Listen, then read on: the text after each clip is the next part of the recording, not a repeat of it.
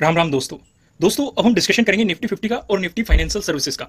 Bank Nifty की video मिल चुकी है, आप जाके देख सकते हैं। जैसे कि यहाँ पे आप साफ साफ देखेंगे मोमेंटम आज काफी बेहतरीन था और एक सेटअप भी बनता हुआ दिखाई दिया। ध्यान से अगर आप नोटिस करेंगे इस एरिया में, चलो पहले 3 कैंडल को देखो। मैं आपको एक बार 1 डे के टाइम फ्रेम पे लेके चलता हूँ, कितना बेहतरीन पैटर्न बन रहा है। बुलिश कैंडल और बुलिश कैंडल, साथ के साथ नोटिस करो ये पिछले जो हाई था उससे ऊपर चलती हुई आपको दिखाई दे रही है।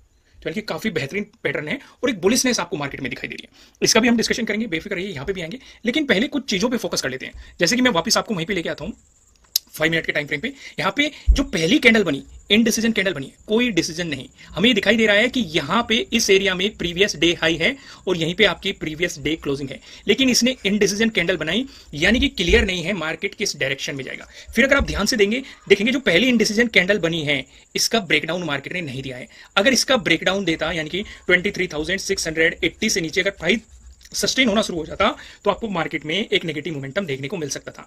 लेकिन मार्केट में ये सिचुएशन बनी नहीं, मार्केट सीधा बाउंस लेता हुआ आपको दिखाई दिया।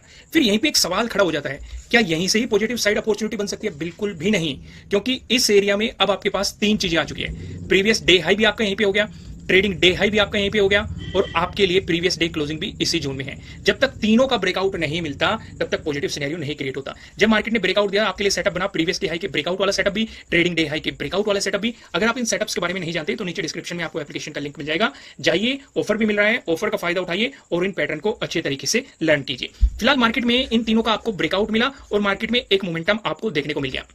साथ ही साथ कुछ चीजें और नोट करो। यहां पे अगर आप ध्यान से देखेंगे कि बाद में मार्केट में खिंचाव रहा, प्रीमियम में वो उछाल नहीं आया, धीरे धीरे मार्केट बढ़ ऊपर की तरफ रहा था, लेकिन प्रीमियम उस हिसाब से नहीं बढ़ रहे थे। यानी कि कहीं ना कहीं सेलर्स मार्केट को नीचे की तरफ खींच रहे थे। जैसे कि यहां पे खींचने की कोशिश की गई, लेकिन फिर बायर्स जीते, फिर बायर्स धीरे धीरे मार्केट को खींच रहे थे, फिर सेलर्स नीचे की तरफ मार्केट को मोमेंटम लेके आ गए। यानी कि हमें ये बात समझ में आ गई यहां से कि ये जोन पे हमारा एक इंपॉर्टेंट रेजिस्टेंस जोन हो जाएगा। भाई प्रीवियस डे हाई भी है और प्राइस एक्शन के अकॉर्डिंग भी देखें, लगभग हर एक कैंडल इस रेजिस्टेंस जोन को टच कर रही है अगर आप इतने एरिया में जाएंगे। यानी कि एक रेजिस्टेंस जोन हमें क्लियर दिखाई दे रहा है। दूसरी चीज एक और नोटिस करो, इस जोन पे भी एक रेजिस्टेंस जोन मार्केट ने बनाया था। अब जो ये क्लोजिंग दी है ये इस जोन से नीचे दे दी है, यानी कि ये पूरा जोन आपके लिए एक ट्रैपिंग जोन हो सकता है। जब तक मार्केट इस जोन में रहेगा, आपको मार्केट में अगर आपने कोई पोजीशन बना रखी है तो थोड़ी सी सावधानी रखनी है। अगर पोजीशन नहीं बनाई हुई तो इस तरह की मार्केट से आपको दूर रहना है जब तक कि मार्केट इस जोन से बाहर नहीं निकल जाता।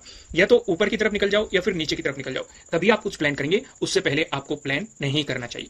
यहां तक बातें क्लियर हो गई, समझ में आ गई। आगे बढ़ाते हैं डिस्कशन को। आज थोड़ा सा लंबा नहीं करते हैं डिस्कशन, हम सीधे पॉइंट टू पॉइंट चीजों को समझने की कोशिश करते हैं।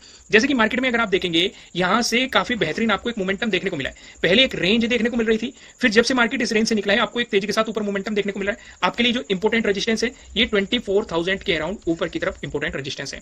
मैं आपको एक बार 15 मिनट के टाइम फ्रेम पे लेके चलता हूं। 15 मिनट के टाइम फ्रेम पे अगर आप ध्यान से देखेंगे, अगर मार्केट फ्लैट ओपन होकर पॉजिटिव मोमेंटम दिखाता है, आपके लिए जो इंपोर्टेंट रेजिस्टेंस निकलता है प्रीवियस डे हाई के जोन में, यानी कि 23,880 के अराउंड आपके लिए एक इंपोर्टेंट रेजिस्टेंस की पॉसिबिलिटीज हो सकती है। लेकिन अगर मार्केट इसका ब्रेकआउट दे देता है तो मैंने बताया 23,920 आपके लिए अगला इंपोर्टेंट रेजिस्टेंस की पॉसिबिलिटीज हो सकती है। इसका ब्रेकआउट मिलता है तो 24,000 आपके लिए अगले इंपोर्टेंट रेजिस्टेंस की पॉसिबिलिटीज हो सकती है। वहीं पर अगर मार्केट फ्लैट ओपन होकर आपको नेगेटिव मोमेंटम दिखाता है, दोस्तों इसका डिस्कशन करने से पहले मैं आपको बता दूं, आपके लिए किसी भी तरह का ना तो कोई बाय रिकमेंडेशन है ना ही कोई सेलिंग रिकमेंडेशन है। ये जस्ट एजुकेशनल पर्पज से बनाई गई एनालिसिस वीडियो है। इन्वेस्ट करने से पहले आपको अपनी रिसर्च करनी है, अपने इन्वेस्टर की सलाह लेनी है, क्योंकि प्रॉफिट भी आपका होने वाला है, लॉस की जिम्मेदारी भी आपको अपने आप लेनी है। अगर मार्केट फ्लैट ओपन होकर आपको नेगेटिव मोमेंटम दिखाता है तो इस वाली सिचुएशन पे आपके लिए जो एक इंपोर्टेंट सपोर्ट की पॉसिबिलिटीज है ये 23,800 के अराउंड हो सकती है। अगर इसका ब्रेकडाउन मिलता है तो प्राइस एक्शन के अकॉर्डिंग आप देखेंगे 23,760 के अराउंड आपके लिए पॉसिबिलिटीज हो सकती है। अगर मैं आपको फिबोनाची ड्रॉ करके दिखाऊं 15 मिनट के टाइम फ्रेम पे, एक बार फिबोनाची ड्रॉ करके देखते हैं। यहां से मैंने किया लो से लेके किया ऊपर की तरफ, 15 मिनट के टाइम फ्रेम पे ड्रॉ करूंगा। फिबोनाची के अकॉर्डिंग भी सपोर्ट और रेजिस्टेंस को पहचानने की कोशिश करते हैं। एक हॉरिजॉन्टल लाइन उठाता हूं, ओके, एक ये ड्रॉ कर दिया, राइट, और एक मैंने ड्रॉ कर दिया ये, ठीक है। इन दो को ही समझते हैं। अगर नेगेटिव मोमेंटम आया, मैंने आपको बताया था कि आपके लिए एक सपोर्ट की पॉसिबिलिटीज कहां है, प्राइस एक्शन के अकॉर्डिंग 20,800, इसका ब्रेकडाउन मिलता है तो फिबोनाची के अकॉर्डिंग 0.236 का, यानी कि 23,763। अगर इसका भी आपको ब्रेकडाउन मिलता है 0.382, 23,683 आपके लिए अगले इंपोर्टेंट सपोर्ट की पॉसिबिलिटीज हो सकती है। ध्यान से नोटिस किया करो भाई, ये प्राइस एक्शन के अकॉर्डिंग भी इंपॉर्टेंट है। देखो पहले इस एरिया में आपको रेजिस्टेंस देखने को मिला था, यहां पे भी रेजिस्टेंस, 25 को भी रेजिस्टेंस देखने को मिला था, लेकिन आज 26 को मार्केट ने इस एरिया का ब्रेकआउट दिया है तो ये सपोर्ट की तरह कराया, यानी कि प्राइस एक्शन के अकॉर्डिंग भी इंपॉर्टेंट सपोर्ट नजर आ रहा है और फिबोनाची के अकॉर्डिंग भी 0.382 का एक इंपॉर्टेंट लेवल आपको यहां पे दिखाई दे रहा है। बात समझ में आ गई, क्लियर हो गई, यहां तक कोई कंफ्यूजन नहीं है ना। आगे डिस्कशन को थोड़ा सा आगे लेके चलते हैं। अगर गैप अप ओपनिंग का सिनेरियो बनता है उस सिचुएशन पे आप क्या करेंगे? अगर गैप अप ओपनिंग का सिनेरियो बना, जैसे कि हमारे लिए एक इंपॉर्टेंट रेजिस्टेंस जोन हो गया, प्रीवियस डे हाई है। अगर मार्केट इसी के आसपास गैप अप ओपनिंग देता है, ब्रेकआउट दे देता है, तो आपको प्रीवियस डे हाई का ब्रेकआउट मिल जाएगा।